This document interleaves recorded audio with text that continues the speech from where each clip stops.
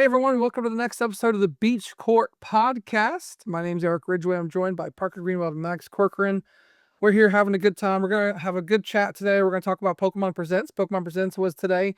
All of our live reactions really was like an hour ago. So when we're recording this, we'll give you our reactions to Pokémon Presents.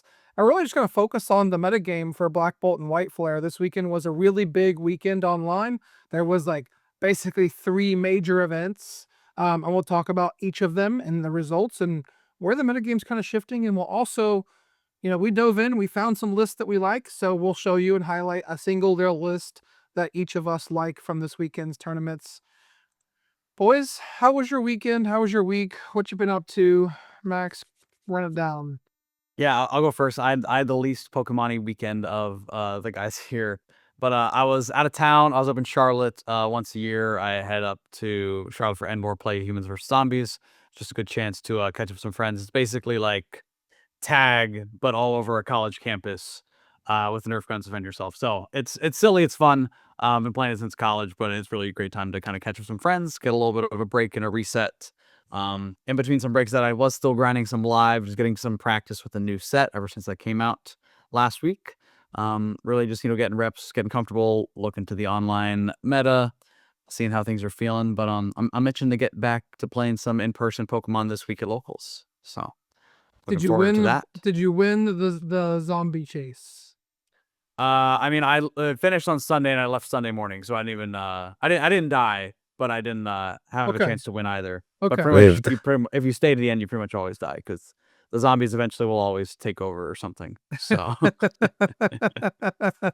it was a good time. Shout out to the rest of the Florida crew who travels to all these and makes sure I've done like one thing like that ever, and it's not really that. It was just paintball, but like similar thing where you're paintball. Like, you hide behind things, right, and like try to like not get hit and stuff. So. I'm more of like inviting the zombies to come at me because I am confident enough in my abilities to defeat them, and it works out well for the most part until there's like 100 of them and just me, and then I can't really do anything about that. That's so funny. Yeah, we'll share some pictures sometime. Yeah. Parker, what about you? What did you do this weekend? What did you do this week? Yeah, so Thursday played at Elite Challenge. Sadly I lost to the senior actually. She destroyed me. She's so good. She did. She had Rare Candy Zard boss and killed my only Curlia. So that's basically game over. But managed to get a second there after actually IDing the last round just for prize support because it was impossible for me to get first. So I was like, I don't really care. But that's second. And then played at the Cool Stuff Cup this Sunday. I beat some scrub round 2. Eric. He was playing Goldango.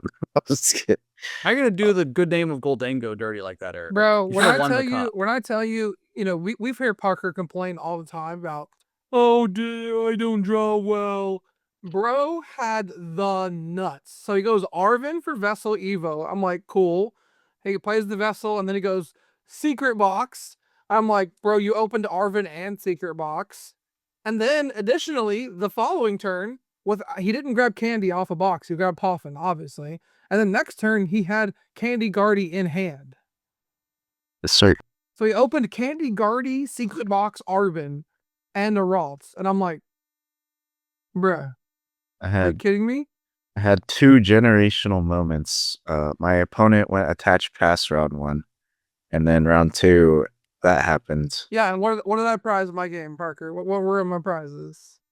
It was both your Dracloaks. All of my Dracloaks are in the prizes, so I can never like keep a good board to draw. Just Goldango. Just draw Goldango. I could never pull off, like, the only way I could win, I had a win con, but I could just never draw it. I needed to draw the tower boss combo, and I just never could get to it. Mm-hmm. So I had the tower, I could just never find the boss. It kept avoiding me. So maybe the 4 boss Dengo list that we're going to review in a little bit are like legit. I don't know. Maybe with a jellyfish in the active, it might be. Yeah. So anyways, you finished top 4? At top 8. So I ended up losing to Disney, who was borrowing my deck. but he became the eventual winner. He won his first cup, right? He was playing. No, he's won. He beat me in finals of another cup, but we kind of thought like, I mean, it's maybe like a arrogant thought, but we're like probably like the winner of this series wins the cup basically because Yeah. I went. So the winner of the other table that like would be our opponent was Gardevoir. And then so like had I won, I play the Guardy Mirror, and then I play Crustle, which is like a free matchup in finals. But he ended up playing against Crustle, and he was able to beat it with like Disney was playing Maractus and Grimmsnarl. well, yeah, but he was playing like he did like Maractus shenanigans and stuff, so he was able to beat that matchup. Disney's always playing the control cards in his deck. Yeah.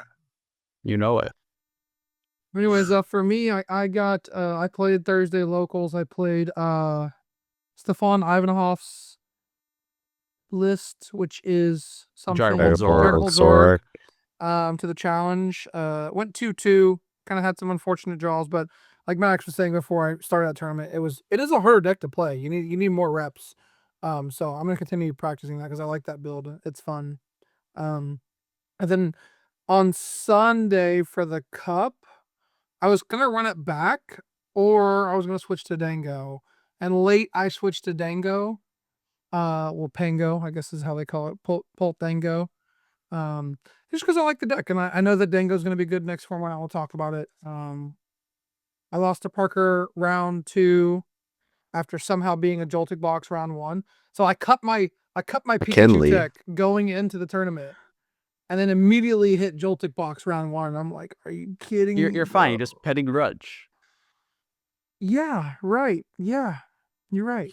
And they go boss KO, and you're like, sick. No, but you don't have any of the 2 prizes, right? Here's some Okay. free Pango Goldango Cool, coaching for everyone. They go amp. No, they can't put that much energy into play, right? So they go Joltik, put 4 energy wherever, right? They either load up an Iron Hands, Yeah, or they go and load up a Pikachu. they let up Iron Hands.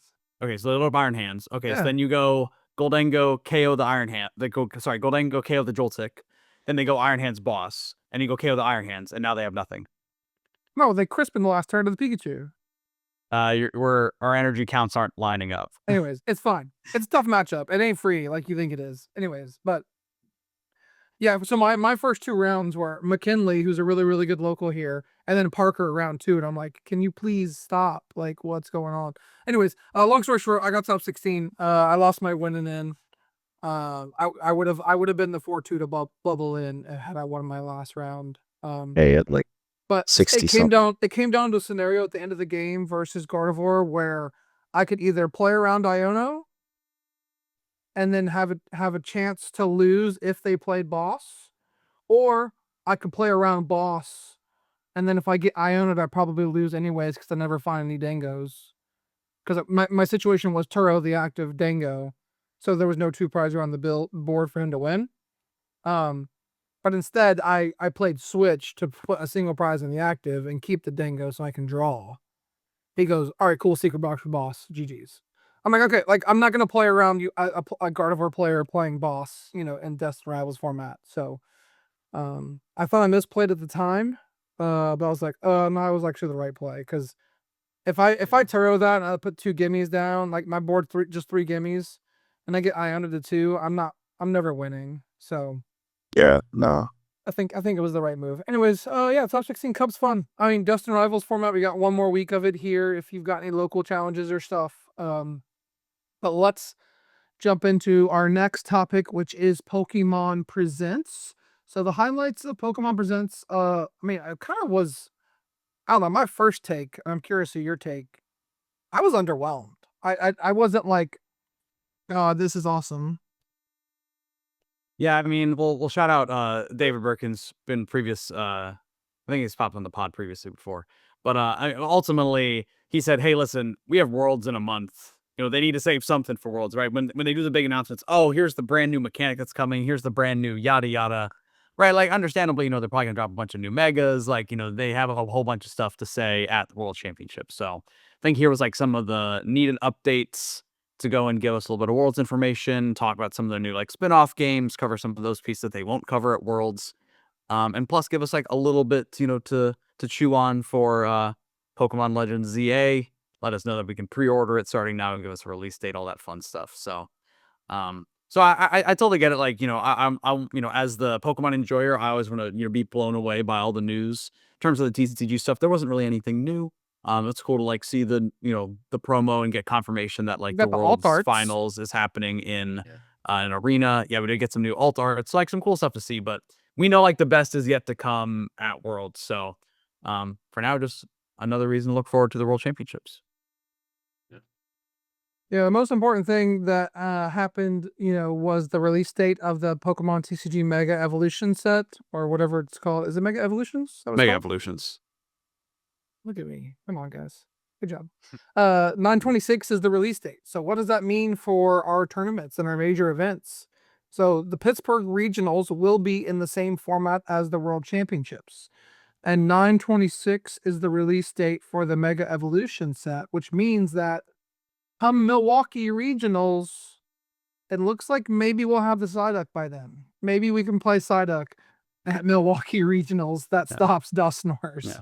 But most importantly, for Milwaukee, we will have Mega Evolution set legal for the first time. Yep. And as well as in the Belo Horizonte Regional in Latin America. I just butchered that name, I'm sure.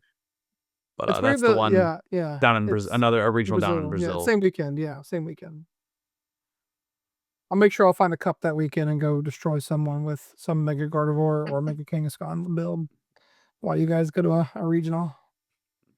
Anyways, yeah, so that's the applications there. What else kind of highlights? Did you guys see the Poke Park?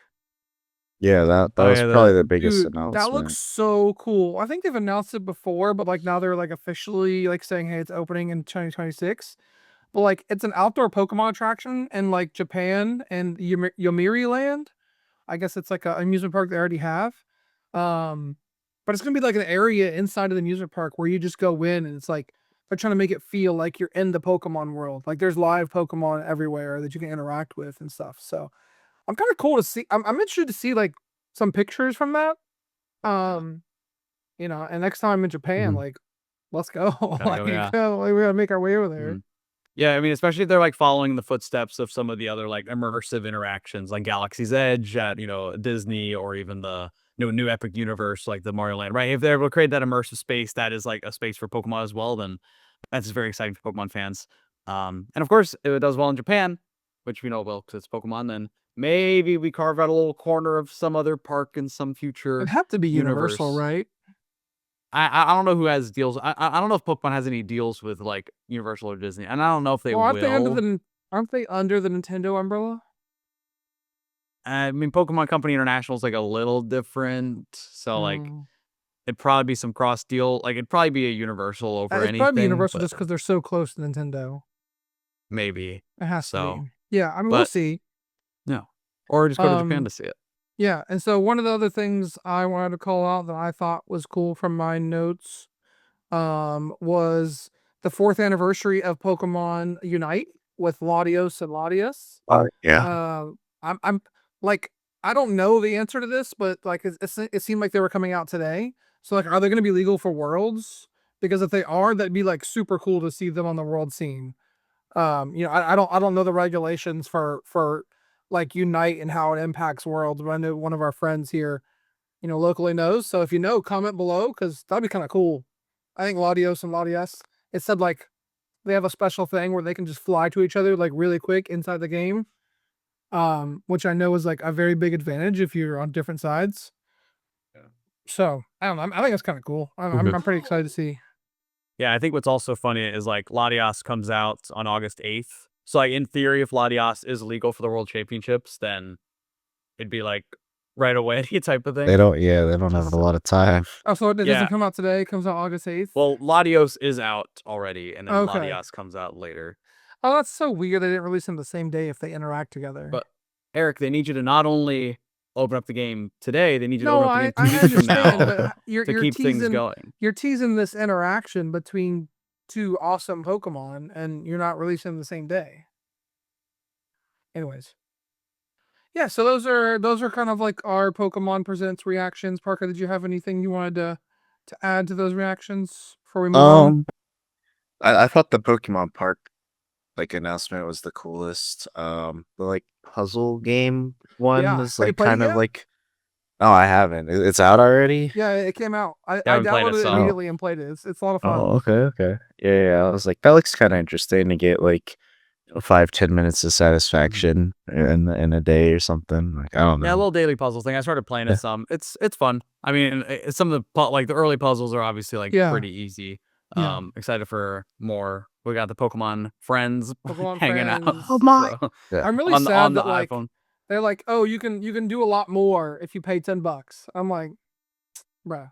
So Well, you I mean, and also, I don't know, it's funny the market of games, right? Because I play something on my phone, I expect it to be a bunch of things for free, and get mad when I have to pay for it.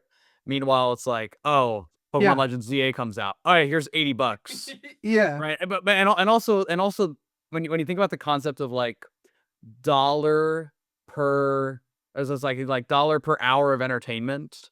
I look at a game like Legend of Zelda Breath of the Wild, which I've played 150 hours of back when it came out. I paid, $60-$70 for it. So it's like, okay, I've gotten so much value from that purchase. Or even a movie ticket, you go and pay $15 for a movie ticket, you go watch a 3-hour movie, $5 for hour of entertainment. If you play this Pokemon Friends game for 20 hours and you paid $10 for content, Yeah, then that's a pretty good value, but it's a phone, so no one sees it that way.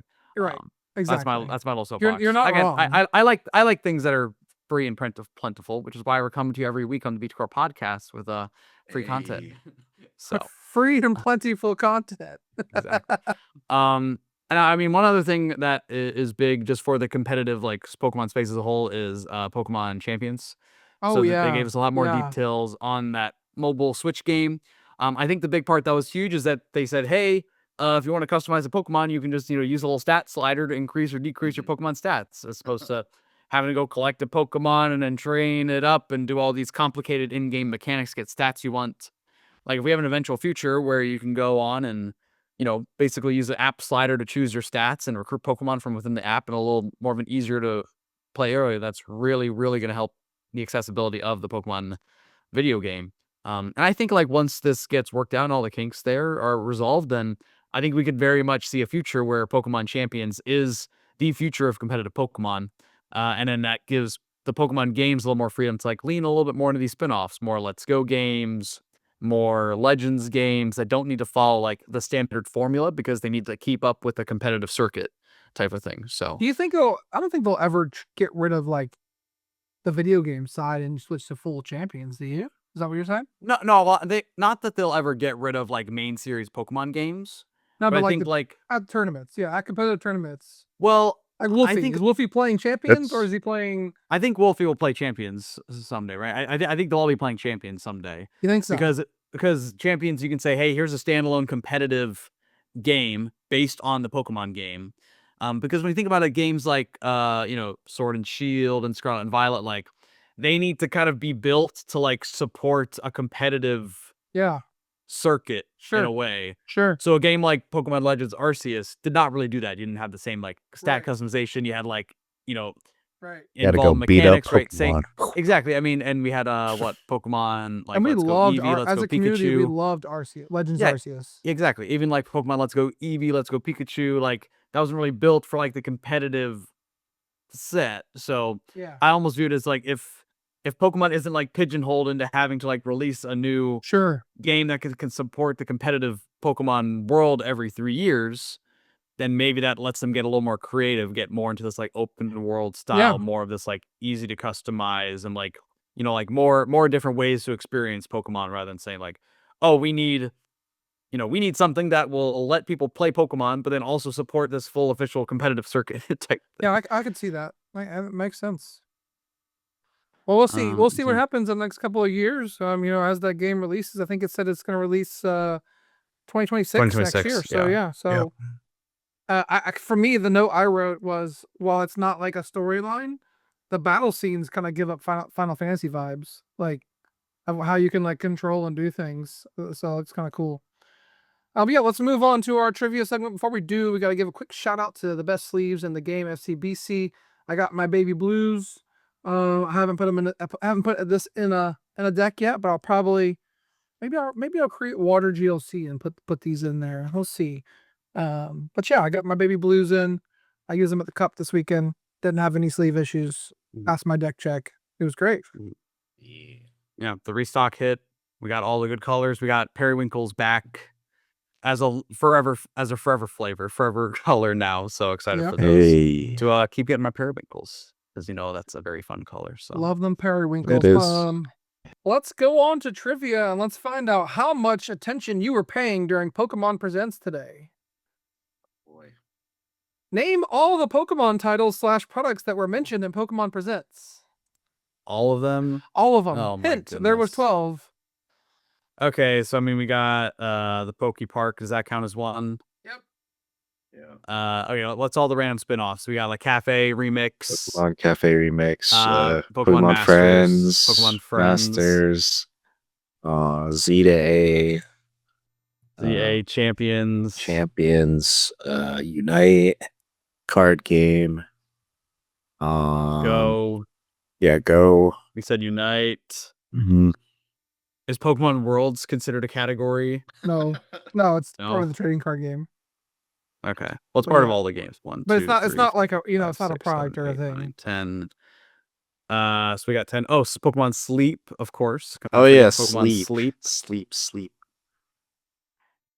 We got Poke Park, got Pokemon Friends, we got Pokemon Masters EX, Pokemon ZA, Pokemon, and right there, Champions, Pokemon Cafe Remix, Pokemon Unite, Pokemon TCG, Pokemon Go, Pokemon Unite, Pokemon Sleep.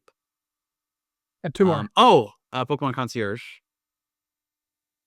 You have 3 more. I forgot that one. And then there's also the other like stop motion movie. Yeah. Pokemon Surfetched and Pichu. Yep. Yeah. That's what it's called. Yep. I forgot about that.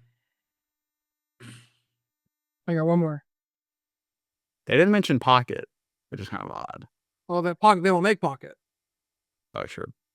Parker, what else? I don't remember. I just watched this 2 hours ago. Yeah. I shouldn't. I didn't even remember the concierge. I was gonna try to figure out how many. I was gonna give you guys like, hey, give me the number, but like this is more fun. Well, when you say however many, we would just say 13 and get it right again. Yeah, exactly. So, because we always guess 13 when we have to. Was there a show? Run through what you got again. Spin-off Just walk through it. There. I mean, there was not the Surfetch thing. They had like the Concierge and Surfetch.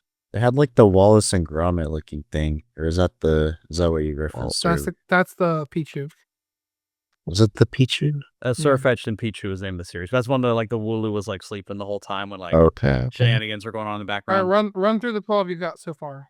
So we got Poke Park, Pokemon Friends, Pokemon Masters EX, Pokemon ZA, Pokemon Champions, Pokemon Cafe Remix, Pokemon Unite, Pokemon Trading Card Game, Pokemon Go, Pokemon Unite, Pokemon Sleep, Pokemon Concierge, Pokemon Surfetched. Okay, you are missing one. Did I count still. properly? I don't know, but you're missing one still. See, it seems like it's obvious or something the way he's. But It's not Pokemon. It's not Worlds. You said it wasn't Worlds. Not Worlds. The Worlds announcements.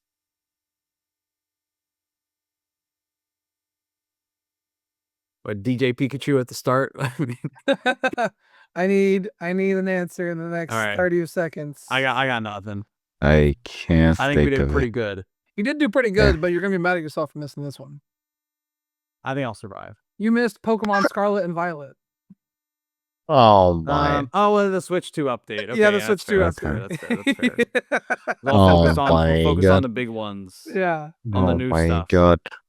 So we already knew the update was out. They just kind of like pushed it again. They're like, hey, in case you didn't know. Yeah. Fair enough. Sorry, VGC players. Yeah. Rip. We got Pokemon Champions, which will be everyone's future career. All right, let's jump into our conversation about Black and White, Black Bolt and White Flare metagame and where the meta is going. So how we're going to do this today is we're going to share on screen for those of you that are listening over on anywhere not Spotify and YouTube where you can't see the videos. Come over to Spotify or YouTube and watch the videos. Preferably YouTube. Hit the subscribe button while you're there. Yeah. But yeah, so I'm going to talk about the Azul Invitational first. So the Azul Invitational was an 8-man tournament, or 8-player tournament, an 8-player tournament that he invited so that he could stream it, and they did a double elimination bracket. So it was best of 3, and they did a full bracket and best of 3. If you win, you go down a loser's bracket, and you get one more chance at another best of 3. And if you lose again, you're out. Do you know who the first the first person to lose was? Henry Chow. Henry Isn't Chow. that wild though? Like, I was so much fun like watching him stream the tournament. But anyways, players invited were Henry Chow, Callie White, Daniel Magda, Okada Ryuki, Isaiah Bradner, Gabriel Fernandez, William Acevedo, Brent Tonneson. So I'm gonna start sharing my screen. I'll run through some of these lists. The eventual champion was Brent Tonneson, who went 4-0 without any losses, did not drop a set, playing gold, just straight gold Dengo with 4 bosses orders in the deck. We got a 4 bosses orders Goldengo deck. So this is a should go first. Did play the Scizor in the list. Really just kind of a straightforward overall list. Just straight consistent 4 boss, 1 Iono. That way, if you want to combat with a Scizor, if you need to, that's there. But I mean, this is like new look Goldengo. And Brent showed off the power of it just going 4-0. I think he only dropped like 1 or 2 games the whole time. What are you guys' thoughts on this Goldengo list, Max? Would you change anything? Yeah, I mean, so obviously very solid list here, played by a very good player. And I also think to note, like, going into this invitational, right, you knew the 8 players there. So when you look and say, okay, well, one of the best decks right now is still Gardevoir, and I have Isaiah Bradner and Henry Chow in the tournament, and they're almost certainly going to play Gardevoir. So if you say, hey, I can pick a deck that has a good win rate against 25% of the field, pretty good odds there. I think William Acevedo was also probably a favorite to play Gardevoir. Of course, he ended up playing Goldengo along with Brent. And yeah, I mean, and this like new look at Goldengo that we've seen, kind of first popped up in the Champions League, and this like 4 boss idea to get around those Jellicents. And really just going to like the full 4 Buddy Poffin 4 Nest Ball to really just lean on the power of Genesect to get those Goldengos into play. Opted for the Scizor here. I think also like a mirror tech, including the Genesect, knowing that other people might be playing Goldengo at this event. So the Genesect with Ace Nullifier to go along with the Genesect EX, to just further prevent opposing Energy Search pros. I think a good list. Very, very solid list, just straightforward, just does what it does very well, very consistent. 4 Arvin, 4 Boss, 2 Pokegear. I think the big standout is no Cypher Maniacs. When he commented on it, he said, hey, listen, Cypher is normally just worse than Arvin or Boss, so let me just play more ways to get to Arvin or Boss, which, you can't really argue with. Yeah. Yeah, it's fair. I mean, it's an interesting list here. You look at the rest of the tournament that was there. William Acevedo, like you said, mentioned played Goldengo. He had a Goldengo finals. The standout of all 8 of these players was definitely Gabe Fernandez working with All Out Blitzel, playing an absolute pile of Pidgeot control. And there's a Scavalion in here. There's a new LGM to move energy. We got the Abra so we can't deck out. We got the Sudowoodo so that we can retreat lock before we go into the Scavalion. We got the Oricorio so you can heal your active evolution Pokemon. You got the Cornerstone to try to wall Goldengo, but if they have Scizor, it's kind of tough. There's a lot to unpack in this list, but it does start with 4 Flute. Right? Their main strategy is just retreat lock you with whatever you can't retreat lock. It was interesting to see. He definitely struggled against Goldengo, so I wonder if like maybe they didn't think about the Scizor like really being in the list this weekend. I don't know. I mean, what are your thoughts, Parker, when you look at this Pidgeot control list? Would you play something like this? It is a pile. I had to look at. I forgot the Scoville did, but I feel like the only thing this is missing is maybe like a confusion Yeah, so or that's what the something like that. Scavalion, Scavalion does Burns and burn. retreat lock. It burns and retreat burn and locks. retreat lock. Yeah. So it's pretty crazy. Yeah, I mean, ultimately, the Scavalion is really just here for a tanky retreat lock. Yeah. Also you have the Ethan Sudowoodo, which, does have the cool coin flip attack, but is mainly there for the retreat lock on a Yeah. basic. It's for the retreat lock on basic, yeah. Yeah, and it's only one retreat. You're not playing Poffin, so you don't really need like the Nakil, Nakli, which is the other Yeah, option.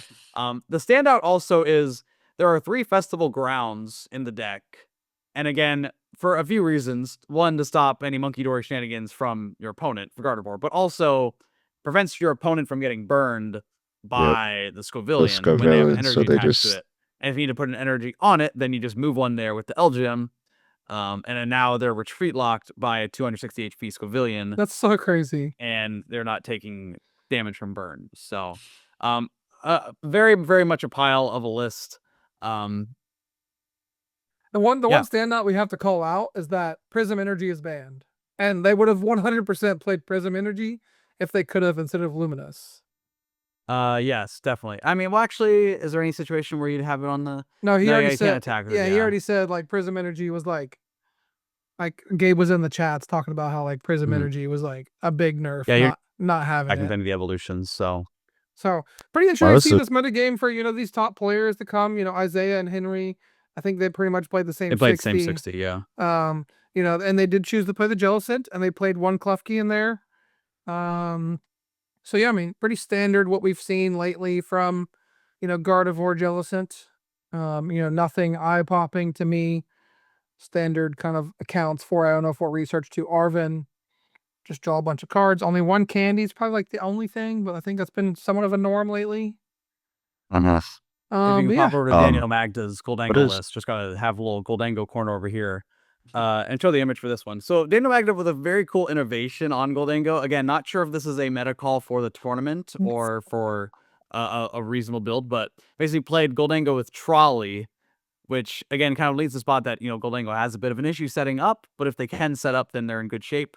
So Daniel opted to play 4 Arvin to go along with 4 Team Rocket's Petrol, just another way to find your precious Trolley, plus 3 Pokegear.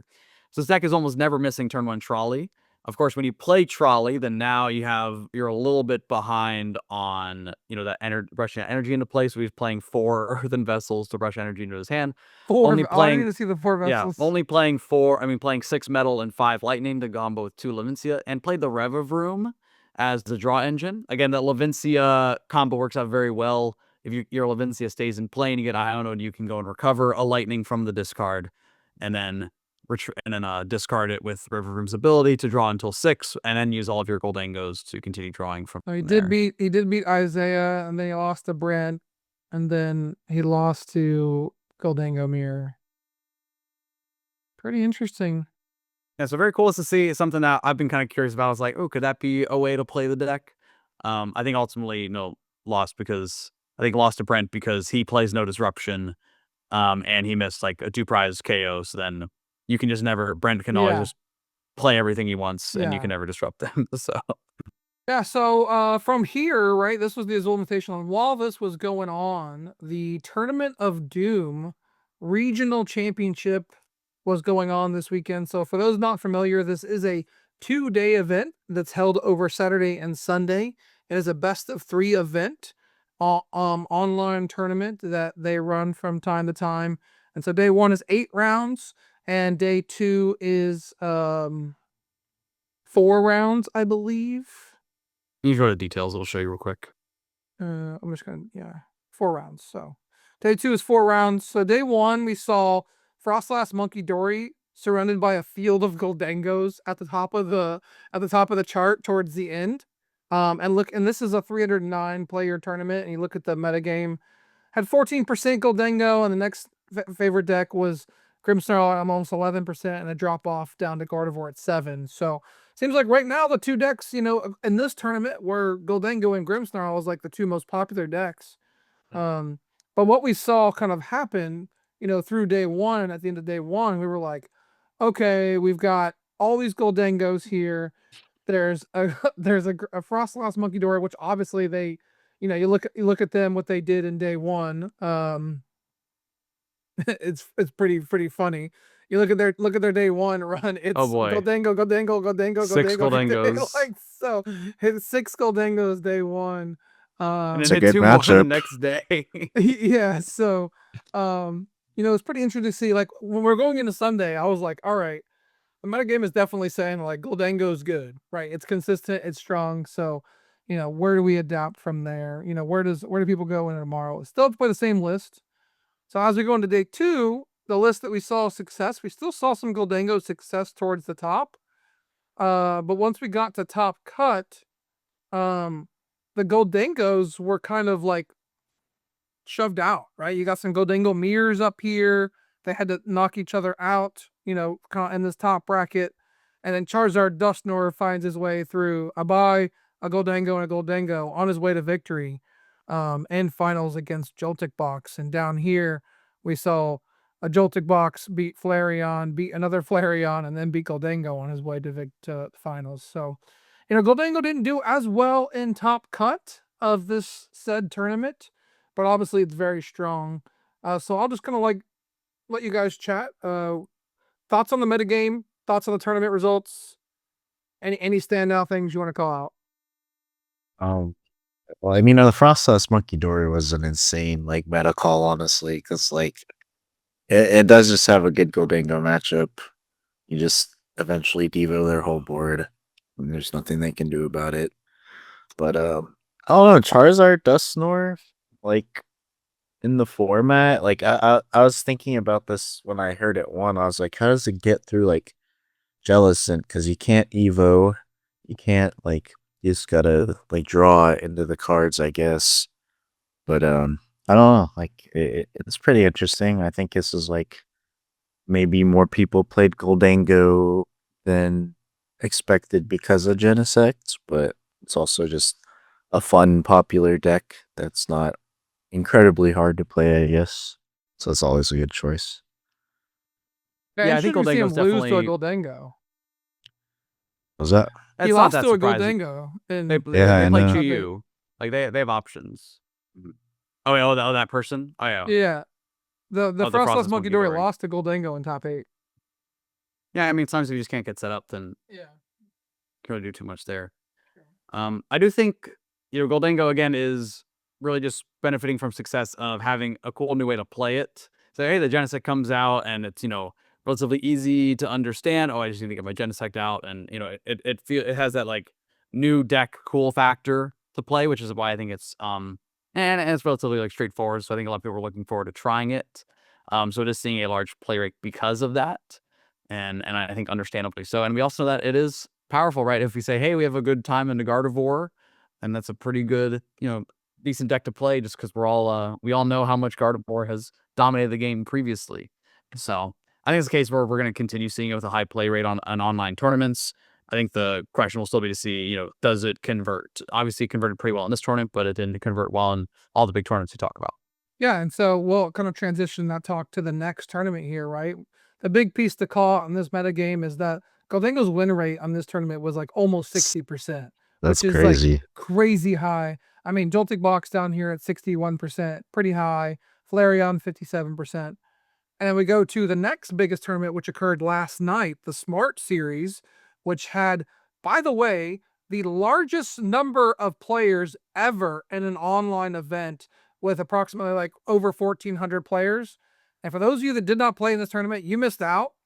And also, we crashed limitless. We found the limit for one tournament, and it was not limitless at that moment. But Robin came back and made it pretty limitless quickly. So shout out to Robin for quick fix last night in this tournament. So take a look at this metagame, right? Still have Goldango at the top, but kind of the Grimmsnarl fell off from 10+% in the Doom tournament to down to 8. And the Raging Bolt Enjoyers did show up. And we got Dragapult Charizard and Gardevoir Jellicent there. But the key thing, and we'll talk about the results in a second, but just look at the win percentage column and the differences between the Doom tournament and a best of 3 and this tournament here, which was a best of 1 tournament until cut. The best deck at the top was Grimmsnarl Frostlass and Dragapult Dusknoir, and Ethan's Typhlosion beating up all the Goldangos. Goldangos. So, from almost 60% win rate in a best of 3 event to down to 47% win rate in a best of 1, a lot more players playing it. So potential for, people to not know the deck as well. But maybe something to say there. Like Goldango's a really good best of 3 deck, but maybe not a good best of 1 deck. Any thoughts on that? I mean, what are your thoughts on that, Max? Do you have an opinion on best of 1 versus best of 3 when it comes to Goldango? I do think Goldango's maybe a little better in a best of 3 situation. I will agree with that, just because there's some early consistency issues with it. I also think that, as we add more and more people to a tournament, right, we see more of the, casual decks and casual players enter, right?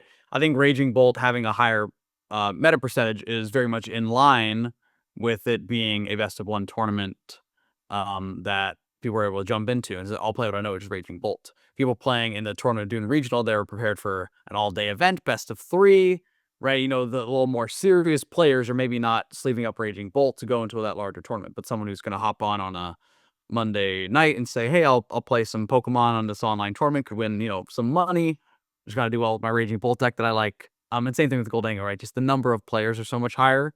So when we see those decks that are the most popular decks, they tend to have, lower win percentages because they're kind of being picked up by sometimes more casual players. And we see the same effect at regionals too. Yeah. Those most popular decks that people aren't as comfortable with but are picking up because they're the most popular deck tend to convert negatively just due to having more people unfamiliar with how they operate. Yeah, so kind of wild we had an online tournament that was bigger than some of our regionals last year. But Parker, I'm gonna put you on the spot because I'm sure you haven't looked at it yet. 12 rounds yesterday. Yeah. To go to phase 2, which was 4 more rounds, you had to go X2. Mm-hmm. How many players made ASIM? I know he hasn't looked. So you had to get 30. You had to get 30 points. You had to go 10-2 to make ASIM. Yeah, 10-2 was ASIM. Yeah. It's like a regular regional. I mean, that just depends. Like, I don't know. I'm gonna say like this makes me think it was a high number because you asked. So we'll say 15. We had 24 players in 24. ASIM in this online tournament last night. No Goldengos in ASIM. No, not a single Goldango made ASIM last night. And 2 Gardevoirs. We had 2 Gardevoir. I mean, the metagame, like, this is like a wild metagame for an ASIM top cut, right? Everything is so spread out. Again, like, this is what the format has been, right? We've continued to say this over and over on this podcast. Play what you are most comfortable with. Know your matchups and don't take any super auto losses. Make sure your deck is close to 50-50 on every matchup and just know how to play it the best possible way you can. And this right here, this ASIM cut from last night, just shows everything. Out of these decks, Parker, and let's test how far you've gone. There's one deck here that made finals that you would not have expected to make finals. I saw this one. It's the Ogre Pawn box. Dude, we have Ogre Pawn box in finals. Take a look at this deck, you guys. This is literally the first time in a long time we've seen an Ogre's Mask in a large tournament make finals. We've got the Grass Ogre Pawn, we got the Water Ogre Pawn, we got the Fighting Ogre Pawn. We should have the Fire guy in here for Goldango. No, it's bad. Nah, Just use Cornerstone for Goldango. It's fine. Anyways, got 2 Clefairies. Just using the 4 E-Switch that you have in the deck and the Ogre's Mask and Teal Mask Ogre Pawn to attack with whatever you want to attack with every turn. Pretty crazy to see this deck make finals. I mean, does this deck have legs in this format? I'm trying to just think of like what the lines are against everything. Like grass is a good type to have. Like obviously, 'cause there's like Charizard and Grimmstomp. I mean, You probably can't beat Scizor.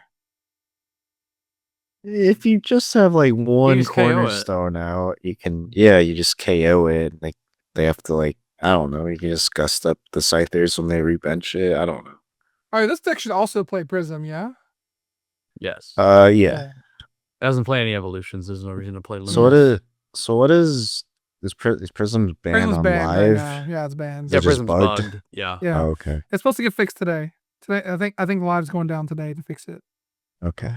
So I was like, why is he playing with this? Yeah. So a pretty interesting list, here in finals. And we did see him play against the straight Dragapult list that ended up taking it down overall. We got, really just a standard build here. The only thing to call out is instead of 4 Brocks, they're playing 2 Brocks, 2 Hilda. And this is just standard Polt that we have seen for the longest time. So Polt's still good, right? Polt's just that deck that can take 50/50s across the board. And when you play well, it does well. And even against 2 Clefairies, we saw it, take down the tournament. So interesting. this is- go 2 ahead. cards off from Tord's top 4 list. You just took away a Turo and a Brox and added 2 Hilda. If you want to stop cutting Turo, though, Turo in this deck is so good. $350 richer now for playing that. There you go. Yeah. Jeez. Crazy. Shout out to Ogre Pawn Box, winning $250 playing Ogre Pawn Box. Isn't that crazy? Yeah. The rest of the top 8, we've got Dragapult, Dusknoir, Charizard, Dusknoir, Joltik Box, Ethan's Typhlosion, Dragapult, Dusknoir, and Charizard Pidgeot. So what's kind of some very good names playing in this tournament as well. Yeah, exactly. Grant Manley. Michael here. Also Justin Newer. Summit. Newdorf, first year master, Newdorf. 35, Salmet. Blitzel just on the outside looking in. Blitzel. Sanjay down here with his Flareon that he's been playing for a while. This tournament brought out the players. Me and Maddox played in it last night. Had some fun playing in it. But yeah, these results, what stands out to me, and we'll each kind of go through what stands out to each of us, but what stands out to me is that obviously no Goldango, right? The format's starting to adjust quickly to Goldango being really good. And there's some Dusknoir decks up here taking advantage of no Psyduck, right? I've been thinking Dragapult Dusknoir seems pretty good. And, 2 in top 8 here does say that. What stands out to you, Parker, from top 8 and the shift between the 2 tournaments and where the meta's going? When is Dragapult Dusknoir not good? I can't think of a time where it's, that's not a good play for this event. I don't know. But the Ethan's Typhlosion, let me look at their run. Probably feasted on some Goldangos. I looked. It wasn't actually one. Yeah, it wasn't that many. Just one actually. Ethan's Typhlosion is a deck that I really like overall. The Brave Bengal, being able to hit some good numbers. The Brave Bengal plus the Victini makes it so you can just hit 320. That's crazy. And against Grimmsnarl, they're usually setting up, 2 Frostlasses, and you just go, oh, you just took 2 damage into my turn? That's cool. Here's 280 damage. Take 2 more and you're dead, right? Enjoy your Frostlasses, idiot. Yeah. I'm a little salty. I got destroyed by Frostlass yesterday. Oh, yeah. That'll happen, I guess, with Goldango, but yeah, no, solid. Max, what stands out to you between the 2 tournaments and where the meta's going? Yeah, I think, again, the Smart Series was very much we are ready for Goldango. I'm going to have options here. I think the biggest piece here is, again, this, the Charizard and the Dusknoir decks, I think are a little bit underexplored right now. We're continuing to see some success with it. Again, just looking at Justin Newerf's, again, Goomy 35's top 4 list of Charizard, Dusknoir. Closer to a little John Roberts idea, kind of we saw back in the day. Again, really just saying, hey, I'm going to set up a bunch of Dusclops or Dusknoirs and Charizard, and I honor you low and make you deal with it, which tends to be pretty good right now, as well as has that Chi-Yu to help into Goldango matchup and Raging Bolt, just help kind of even things up a little bit, have an efficient single prize attacker that can go and take a big 2 prize KO. Yeah. I think definitely things are a little bit underexplored, still a lot to see. And I think also, anyone who's actually looking to Worlds, I kind of take all of these forms a little bit of a grain of salt. I know that, there are certain decks that, players will prefer to play. And I don't look at the Smart Series and say, oh, this is how the meta for the World Championship is going to look at. I'd be very surprised if the meta game looked similarly. Obviously, we know some decks are good. We know Gardevoir, Jellicent is good. We know Goldango is good. We know Grimmsnarl is still good. We know Charizard is always good. I think it's just really going to be, that game of predicting what the best players playing against each other are picking. But there's still a lot to see, so a lot of fun Pokemon to play, and really excited to get the full locals with black and white cards coming around next week. Coming fast. It's coming fast. But next up, we're going to run through our list that we have chosen from these tournaments this weekend that we liked, that looked interesting, and run you through them. That way, you're familiar with what they are, and maybe you want to give them a try. I'll go first. First up, I'm going to show off this Goldengo Dusknor build that was 9th place in the Tournament of Doom, just on the outside of looking in. It's it's in there. Okay, we'll find it out. It's just on the outside looking in for the Goldengo Dusknor build. And it's just interesting, right? Because so Goldengo Dusknor isn't like a thing you would think of, right? I mean, Goldengo one-shots everything. Why do we need Dusknor? And it did well. I think something that this deck can kind of feed off a little bit is you play one Candy and you play one E-Search Pro, right? If you can go turn 2, go Rare Candy E-Search Pro, like sometimes you can just board wipe people by finding Rare Candy Dusknor and KOing the active, right? Or just like KOing their only 2 things. It just depends on their setup. But it is interesting to see, and I want to explore this deck a little bit more. Last night Max and I played a different variant of Goldengo. So I think Goldengo needs to be partnered with something. So, the Scizor is a good inclusion. Some people are including like Typhlosion. Some people are including like there's like a Chi-Yu, or I saw another fire type. Centiskorch. A Centiskorch. That's what I'm Yeah. saying. Yeah. So, so there's like definitely some partners here. So we'll see the evolution of Goldengo, where it goes from here. But what are your guys' thoughts on this list and Goldengo Dusknor? Is this a deck you want to try out? It's definitely cooking. I don't know. I was like, yo, maybe you just one shot everything, but also like I don't know, like Yeah. the You got the results for sure. yeah. I mean, it does offset that one prize. Like if they push a one, if you have to KO one Oh, prize. true. thing. Yeah, it does kind of help that too. So I feel like this has like popped up once before, but I don't. Yeah, a list like this has seen play before. I think it played a split of the Togekiss and a Dusknor. Oh, right. That's it right. did. Yeah, That's right. yeah. It did. Um, Dusknor the active, take an extra prize. Exactly. So definitely some like cool options that this deck gives you. Again, it's all about having that extra dimensionality, right? If you're just Goldango and having to smack with a 2 prize all the time, that works in some matchups, but not all your matchups. So having some extra dimension that you can lean on, I think, like Eric said, that is going to be pretty valuable.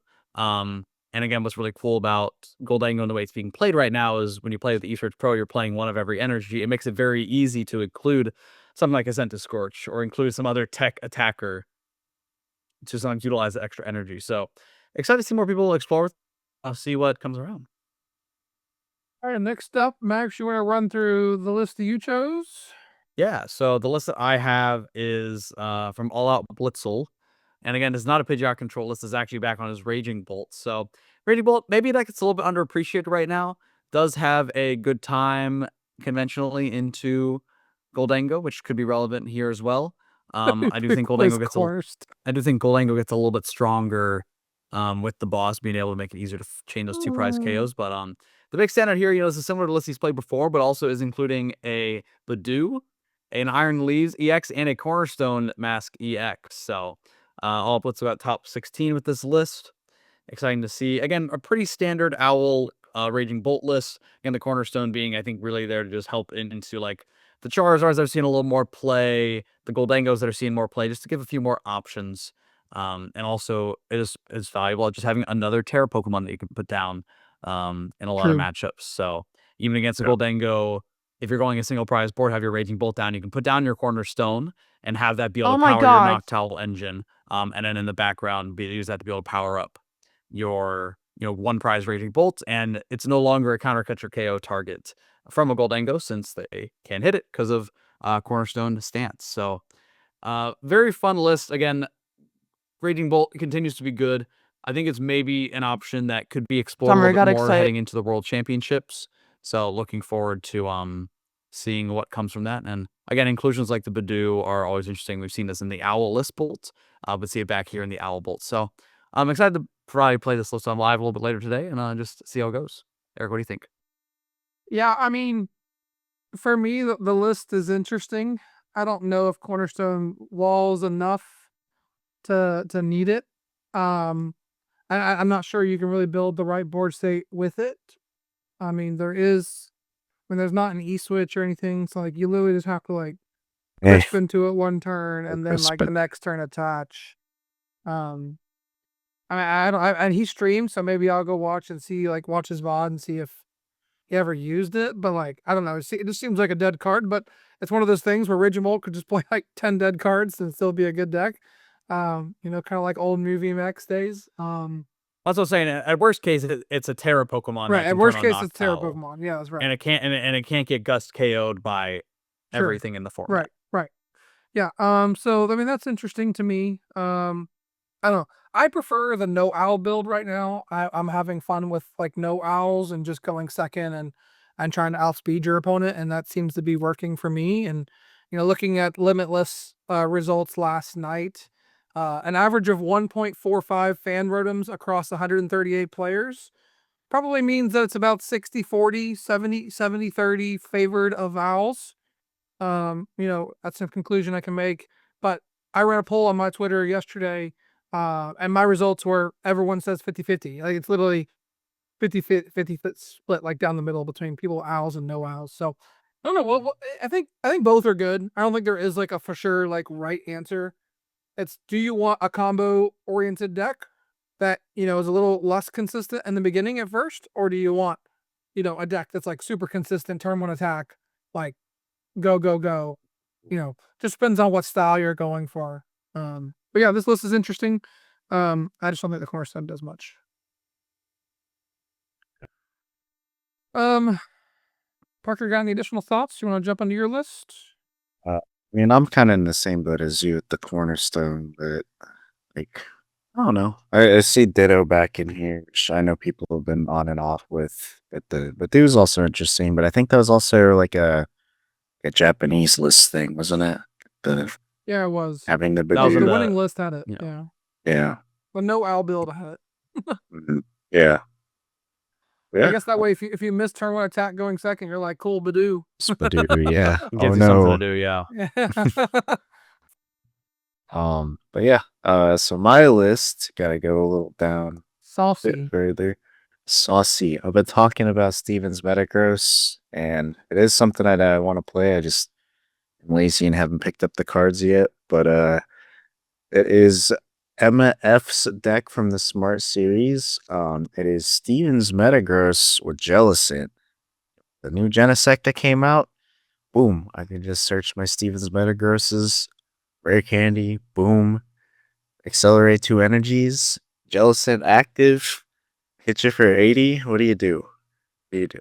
And Metagross got 340 health. I don't see the Carbic in here to mitigate even more damage, but Plays the that is cape. a card. Yeah, it does play Cape. But 440 HP Metagross. yeah, that is Metagross. That is Indeed. Metagross. But yeah, I don't know. So it looks super cool. Clefairy in the list, so you can one shot Dragapults with Jellicent if you have the extra energies on it. That's so hard to do, though, right? Well, but you can also, Maybe I mean, you could even just accelerate the Psychic and Metal to the to the Clefairy Clefairy, and yeah. attack with that as Yeah, well. yeah, So that is also an option. Oh, it You goes can to any of your Pokemon? it goes to any of your the Psychic, Psychic or or Metal Metal. Pokemon. One Oh, Psychic and one Metal Psychic. energy. Yeah. And I thought I it was can only to attack Metal with Pokemon. no, you can attack with Munkidori, you can attack with Mew, you could attack with Genesect if you have to. But yeah, I don't know. I Cool think list. Metagross Yeah. is a good card, and like I've thought so since the beginning, but Mhm. I was more focused on NAIC type Yeah, I stuff. mean, it went 5-3, and finished down in 200 something place. But I mean, that's still a respectable result, though. No, 5 and it 3. is. Mhm. Yeah, for sure. Yeah, I mean, these types of decks that can cheat out energy from the deck and just power up the Jellicent in its own way. Again, it plays some dark energy, so that way you're able to go and manually attach to the Monkey Dory. Gives you some, since you're not having to use your attach for turn Yeah.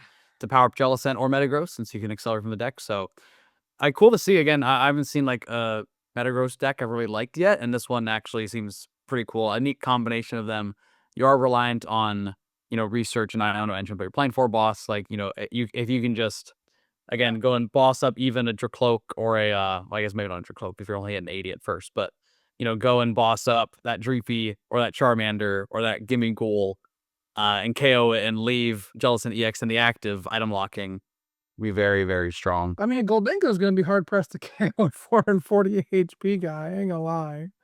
Yeah. That ain't easy. Not at Easy. all. Interesting. So we'll see where this goes. Thanks for sharing the list, Parker. I like it a lot. Yeah. So, shout out Emma. All right. Well, I think that's going to do it for this week's episode of the Beach Court Podcast. We'll be back next week breaking down more Black Bolt and White Flare metagame analysis, getting you ready for the World Championships. We're only 2.5 weeks away when this episode comes out. I think we're exactly 2 weeks and 1 day when this episode will come out. So 3 weeks. 3 weeks? Is it 3 weeks? Yeah, 3 weeks. Yeah. I'm trying to get too excited. Yeah, 3 weeks. All right, cool. You're making me panic a little bit too much there. I was like, get prepping. hey, huh? Get prepping. All right. Well, I think it's going to do it all. Thank you guys. We'll see you next time. See ya.